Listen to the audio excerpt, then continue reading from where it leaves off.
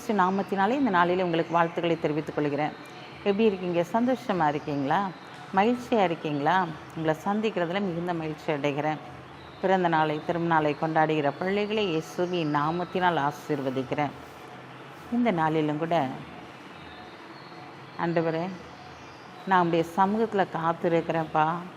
இந்த நாளில் எனக்கு நீர் என்னென்ன காரியங்களை செய்யணும்னு சொல்கிறீங்களோ அதெல்லாம் செய்யுங்கப்பான்னு சொல்லிட்டு அவருடைய முகத்தை பார்த்து கொண்டு இருக்கிறவர்களாக இருக்கிறோம்.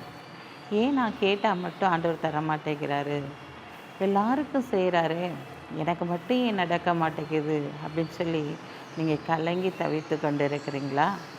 இன்றைக்கு ஆண்டவர் உங்களை பார்த்து சொல்கிறாரு, மகனே மகளே, நீ விரும்பி கேட்பதையெல்லாம் இந்த நாளில் நீ பெற்றுக்கொள்ளுவாய். எதையெல்லாம் விரும்பி நீ கேட்டாயோ அதையெல்லாம் இந்த நாளில் நீ பெற்றுக்கொள்ளப் போகிறாய் என்று சொல்கிறார். வாசிக்கிறேன் கேளுங்க. யோவான் 15ஆம் அதிகாரம் 7ஆம் வசனம். நீங்கள் என்னிலும் என் வார்த்தைகள் உங்களிலும் நிலைத்திருந்தால் நீங்கள் கேட்டுக்கொள்வது எதுவோ அது உங்களுக்கு கொடுக்கப்படும். ஆம் பிரியமான சகோதரனே சகோதரியே, அவருடைய வார்த்தை நமக்குள்ளாய் காணப்பட வேண்டும். ஒவ்வொரு வசனங்களை பிடித்து ஜெபிக்கிறவர்களாய் காணப்பட வேண்டும். ஆண்டவருக்களாக நாம் நிலைத்திருக்க வேண்டும். எத்தனை விதமான போராட்டங்கள் வந்தாலும், பிரச்சனைகள் வந்தாலும், அலைகளோ பெருங்காற்றுகளோ நம்மை வீசினாலும் நாம் நிலைத்திருக்கிறவர்களாக, பிரச்சனைகளை பார்த்து பயப்படாதபடிக்கு என் தேவன் என்னோடு இருக்கிறார் என்று சொல்லி நாம் அவரை இறுக பற்றி பிடித்து அவர் கொடுத்த வாக்குத்தத்தங்களை பிடித்து ஜெபிக்கும்போது ஆண்டவர் இந்த நாளில் நீங்கள் விரும்பி கேட்பது எதுவோ அதை உங்களுக்கு கொடுப்பேன் என்று சொல்லி வாக்குத்தத்தம் பண்ணுகிறார். ஆம் பிரியமான சகோதரனே சகோதரியே, உன்னுடைய வாழ்க்கையில் எதெல்லாம் வேண்டும் என்று சொல்லி நீ விரும்பி கேட்கிறாயோ அதையெல்லாம் தேவன் இந்த நாளில் உனக்கு கொடுக்க போகிறார்.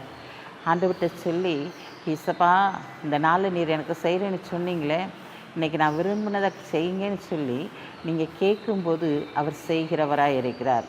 உங்களை தாழ்த்தும்போது அவர் உங்களை உயர்த்துகிறவராய் கடந்து வருவார். அவருடைய வார்த்தை ஜீவன் உள்ளதாய் இருக்கிறது. அவருடைய வார்த்தை சொன்னதை செய்கிறதாய் காணப்படுகிறபடியினாலே இந்த நாளில் நீங்கள் விரும்பி கேட்கிறதை அவர் நிச்சயமாய் உங்களுக்கு கொடுப்பார். நீங்கள் செய்ய வேண்டிய ஒரே ஒரு காரியம், நீங்கள் அவருக்குள்ளாய் நிலைத்திருக்க வேண்டும். அவருடைய வார்த்தை உங்களிலே நிலைத்திருக்கும் போது இந்த பெரிய ஆசீர்வாதத்தை நீங்களும் நானும் பெற்றுக்கொள்ள முடியும்.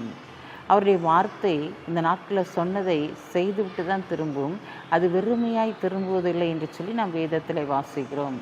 ஆம் பிரியமான சகோதரனே சகோதரியே, நீ விரும்பி கேட்ட காரியம் கிடைக்க வேண்டுமானால் நீ அவருக்குள்ளாய் நிலைத்திருந்து அவருடைய வார்த்தையை இறுக பற்றி பிடித்து கொள்ளும்போது இந்த நாளிலிருந்து நீ பெரிய ஆசீர்வாதத்தை, நீ விரும்புகிறதை தேவனிடத்திலிருந்து பெற்றுக்கொள்ள முடியும்.